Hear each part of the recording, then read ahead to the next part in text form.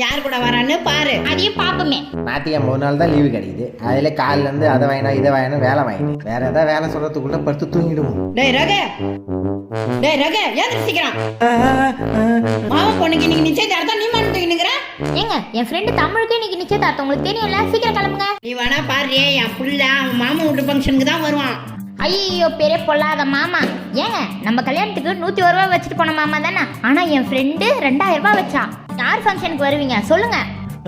ஐயோ யார் ஃபங்க்ஷன் போகிறது ஒன்றும் புரியலையே. டேய் காசு பணமா முக்கியம், நம்ம சொந்தம் தான் முக்கியம். உனக்கு குழந்தை பிறந்தா அவன் மடியில தான் வச்சு காது குத்த முடியும், எந்த ஃப்ரெண்டு மடியிலையும் வச்சு குத்த முடியாது. நம்ம வேணா இப்படி பண்ணலாமே, ஃபர்ஸ்ட் மாமா வீட்டு ஃபங்க்ஷன் போயிட்டு அப்புறமா உன் ஃப்ரெண்டு வீட்டு ஃபங்க்ஷன் போமா? இப்பதான் கரெக்டா பேசிக்கிறடா. பெரிய இந்த சொந்தம். ஏய் என்னையாடி ரெடி? ஏய் நானா நடிச்சேன். நிம்மதியாக ஒரு நாள் தூங்கலான்னு நினச்சேன். இங்கே வந்து அண்டர்டேக்கர் ஜான்சிரா மாதிரி சண்டை போட்டுக்கிறாங்களே. ஏய் உனக்கு